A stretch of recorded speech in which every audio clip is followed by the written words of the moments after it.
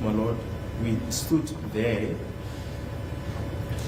We were there for a while because taxis were driving out of there, getting out of the gate. When we arrived there, my Lord, Mabena and Mukhani phoned. Then the gentleman who ended up being here in court, that is Nawarapadu, appeared together with a lady and a child. He spoke to them and they were speaking outside, not in the vehicle. After I saw the gentleman taking out keys and giving them to the lady that he had appeared with, and then he got into the vehicle, my Lord. I was seated, he was seated behind Mohani, and I was seated behind Mabena. Then your counsel asked you, after you picked up Colonel Rapadu, where did the car then leave that area? Your response was, yes, my Lord, it left. I do not know the route that it took as to where it was going. Now, the question that we want to pose it to you, Mr. Ntanzi, is that in a trial within a trial, there's nowhere where you refer to the fact that Sergeant Mabena and Sergeant Mukhani handed over an envelope to Lieutenant Colonel Rapadu. Mnumzane Ntanzi, uma ke sesibuyela manje ke kulenye trial ke le yesikhalazo leseceleni ke hayi le esiyenzayo manje trial within a trial. Uthi ke umbuso ke kule trial within a trial ke akukho ndawo lapho ke wena uye wathi enkantolo kunalapho ke uSergeant Mabena ke enikeza umukhano ke envelope. Manje uma sengibuya isibili la noma okokuqala kule trial leyoqala trial within. Cha Nkosi enkantolo ngakukhuluma lokho. My Lord, I did mention that. Well, Mina straight ngathi uSergeant Mukhani ubula lapha uma engena emotweni wamnika envelope ukuze ngibone ukuthi envelope le uhamba ufunda la maphepha athi wayefundana. I did mention that there was an exchange of an envelope, and then I also saw that as we were driving, he kept on reading this document. What exactly was he reading? I did mention that in the trial within a trial. Mr. Ntanzi, we're not referring to your evidence in chief, which you gave on the 11th of February 2026. We're referring to the evidence that you gave in the trial within a trial. Mnumzane Ntanzi, asikhulumi ke ngofakazi bakho lobu balecala leli lokubulala lapha khathi ukhuluma ngihla ka 11 February 2026. Sikhuluma ngale nkathi khuluma koqala ke ku trial within a trial. Ngisho khona okoqala. Yes, I'm also referring to the trial. Mphendula kanjalo phambi kodwa ummeli wami wangileda nodwa ngamtshela ukuthi bamnikeza envelope ehamba efunda lamaphepha mangihleli naye emotweni ngemuva. My attorney, my Lord, was leading me, and I did mention that he was handed document and he kept on reading those documents as we were traveling. I have just quoted your evidence to you, and we put it to you that based on the evidence that I've just quoted to you on page 68 of the proceedings of 8 February 2024, there is no mention of the brown eagle. Mnumzane Ntanzi ke sikufundele ke ubufakazi bakho lobo wabuthula ke enkantolo ngalosuku lothula ufakazi ke mhla ka 8 February ngo2024 kokuqala lapha page number 68 akukho lapho ke ukukhombisa khona ukuthi wena washo la enkantolo ukuthi ke khona ienvelope abanikezwa yona futhi lokho befunda indlela akukho nje yonke indawo lapha masifunda. Namanje mina Nkosi kodwa ngiyaphinda lokho ngakukhuluma ngaze ngasho ukuthi yini uma kuthiwa mina ngapha le statement ngokuthanda kwami lapho engihamba khona ngihamba ne envelope ebrown ku report envelope ebrown ku ePostbank kumama omlungu envelope ebrown yini lama ngihamba ne envelope ebrown ngakukhuluma lapha kodwa. My Lord, I did mention that to the court, and I also mentioned a statement whereby they said I gave my statement confession voluntarily. My question was that why is it that everywhere I go at Boksburg there's a brown envelope that is involved that we go with?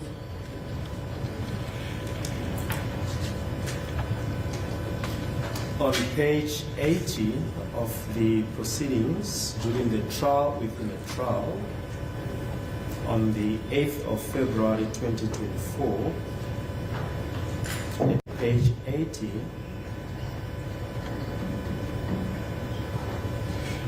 your counsel asks as follows: Sir, let us clarify that point. At Orlando, did you see Mabena giving Colonel Rapadio a particular document? Then he responded as follows: he gave him a file. Everything was inside there because he just took out documents and placed them here, because as he was seated in the vehicle, I could see the documents, even the identity document. I could see it because he had pressed it with his hand.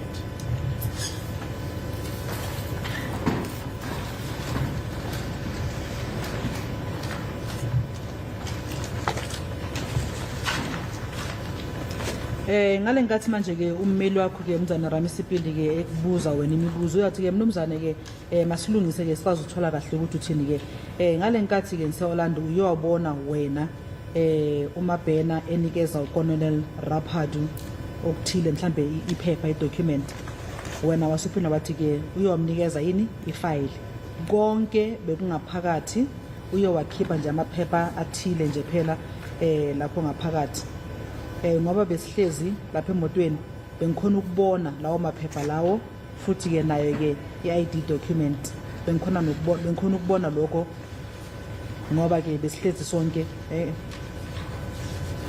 ngoba bekakubambe press ke ngesandla sakhe kanje impendulo yakho ayinikeza ke press ngesandla ama document abambe sonke awambe kanje ngesandla into engisho phambi kwekoti ngayikhuluma le nkulumo la kodwa mangihamba la emotweni ubamba amaphepha so angithi angikhona ukubona ufunda lezi zinto azifundayo ukuthi uyayifunda la ngazi. My lord, that is exactly what I'm also saying, that when we're in the motor vehicle, he had document that he had in his hand, pressed in his hand. He was reading something, even though I could not really see what he was reading. So we have already put it to you that these are not the same. In the trial within a trial, you don't mention that an envelope was given to Lieutenant Colonel Rapadio after he got into the vehicle. In your evidence in chief, you do mention that after Lieutenant Colonel Rapadio got into the vehicle, both Sergeant Mabena and Mokhane handed him an envelope. Mnuzantanda esikusho ukuthi ke ngale nkathi ke kwenziwa ke i-trial within a trial awuzange ke uzukhulume malana ne-envelope ke le uthi ke yanikezwa ke uRapadio. Ngale nkathi ke sokwenza yona i-trial ekhuluma ufakazi bakho ke wena ukhuluma ukuthi ke wanikezwa ke ifile anikezwa ke uyena ke uMabena. Ayakulona iqiniso yakhulumayo. That is not correct. Nangelanga lokuqala ngayikhuluma indaba yefile athi ifile uRapadio wayehamba ifunde emotweni. Even on the first day, I did mention the file issue that Rapadio kept on reading that file inside the motor vehicle. And we have further quoted your evidence in chief. And so your evidence during the trial within the trial, at page 80 on the 8th of February 2024, where you say Sergeant Mabena gave Colonel Rapadio a file at Orlando. Futhi ke sikufundele ke ngale nkathi wena ke uthula ufakazi bakho trial within a trial page number 80 mhla ka 8 February ngo2024 ngale nkathi wena uthi ke uSergeant Mabena wanika uRapadio ke ifile eOrlando. Kosenkantolo ngicela I've been told earlier on that this is a matter of argument. is this also a case not for a matter for argument, my lord?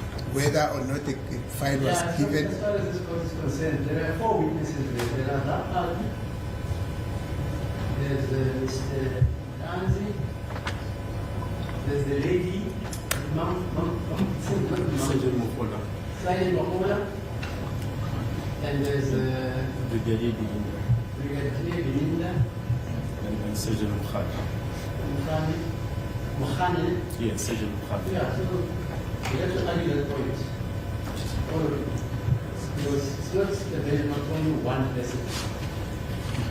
And we also have there is not the B, who says everything without the GPS locking into that area. It's speculation. So there are various versions. There's no one version. There are versions. That's why I see we have to argue that point. Okay. Unkosi enkantolo ke iyachaza ukuthi ke manje ke khona inkulumo ke ekhuluma ke abantu abaningi ikhulunywa wena mayelana ke nalo nto esikhuluma ngayo ikhulunywa wena ikhuluma uMukhane ikhuluma uMokhale ikhuluma futhi uGininda nonke nje phela nikhuluma ke inkulumo ke ehlukahlukene ithi inkosi enkantolo ke ingcono siyeke ke manje sibe eceleni izokhuluma ke emuva lapho ke bazophikisana khona ngayo ngoba ke asufakazi bomuntu oyedwa abantu abayi5 bakhuluma into ezahlukahlukene bonke. There's an envelope, there's a file, and this envelope, according to Mr. Ndasi, was given at Baragwana, inside the Baragwana hospital. And then at the practical stage, this file is handed, it's a file not full of an envelope, and it's handed to Rapal at Roland. So the reason why, my lord, I'm still standing, I just wanted to clarify whether my objection has been upheld. My objection, my lord, is it now being upheld that this is also a point that is worth arguing than to? That's why I said there are several versions.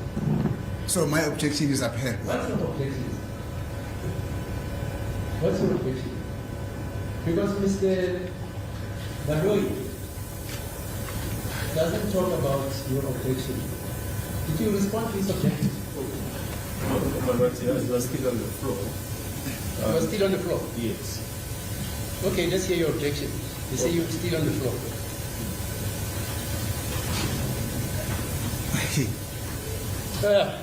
My lord, I am saying Yes.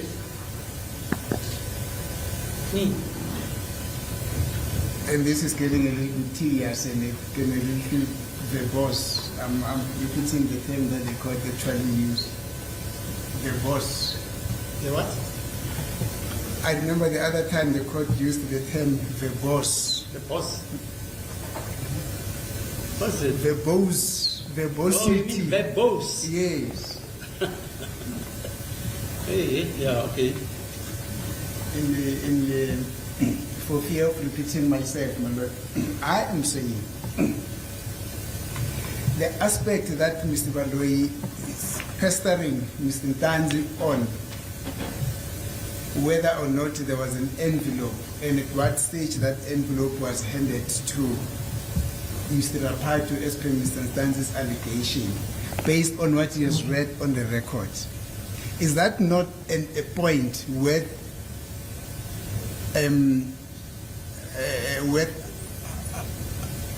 arguing at the end of the case, my lord? Yeah. Rather than to keep on hammering on one thing time and again, my lord. Yeah, it is. It is. And That's why I even say- before Mr. Baroi could respond, then the court comes and talk about an AVL record, that there are 4 witnesses in there and stuff like that. And that's true. There are 4 witnesses. Yes, but I am not there, man. Okay, I am fine. only saying that this is where the point that needs to be attended to on argument. Yeah, you're correct. Thank you, man. You're correct. And which is the reason why I'm saying, does that therefore mean that my objection is upheld? Well, it is upheld Thank because you said the matter must be argued also. Thank you. Okay, no problem. Yes. Yeah, well, we had not necessarily responded about, but the fact of the matter is the rules of cross-examination is you must confront the witness with his evidence where there are contradictions. They must be shown and pointed out to the witness. That's all that we're doing about.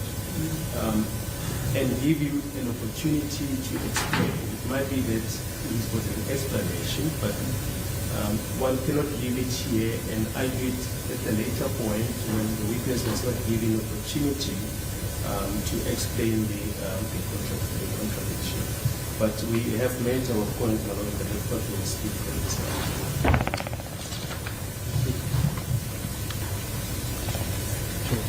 Now, umbuso ke nawo uyasho ukuthi ke ngosenkantolo ke ngokuya ngumthetho wethu siyazi ukuthi ke uma ngabe ke umuntu ebuza imibuzo ke mangabe khona izinto eyazisho eziphambanayo ezingafani umele ukuthi lo muntu aphinda lokabuza lo mbuzo lo ukuthi ke manje akhonjiswe ukuthi kanje kodwa la wathi waphinde washintsha waphinde wathi ke awumelanga kuvele uyeke into enjalo kufanele kumkhombisa ukuthi ke kodwa ufakazi bakho buye bashintsha noma ke uyakhuluma ke into eziphambanayo ingakho ke ethi umbuso ngakho lokuzisela ke lo mbuzo lo usubuze ngoba sifuna ukukhombisa ukuthi ke inkulumo ke uyayibeka ke ayifani.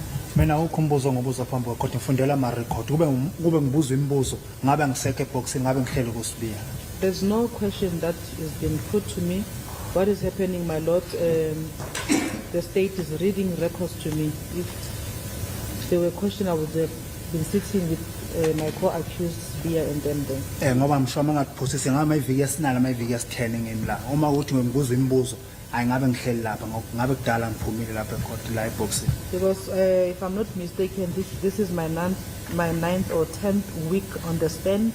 Had it been I was asked question and not the record being read to me, I would have been done by now. Ingakho nje phambi kwakho mphinde ngixakisele icourt lokade kusho ukuthi lokhuza envelope kwenza envelope umhani ubaba uRaphat uyifunde emotweni ngisahamba naye ngemoto. And concerning the envelope, Mr. Rapati read this envelope inside the motor vehicles whilst I was also there. Mangifika lapha safika khona emotweni ngiyakhishwa ngaphandle ngibona umabhena futhi uye emotweni thatha le envelope uyihambisa kuye futhi lapha ahleli khona. And when we got somewhere, I was now taken out of the motor vehicle. Mabena went to the car and then removed and took it back.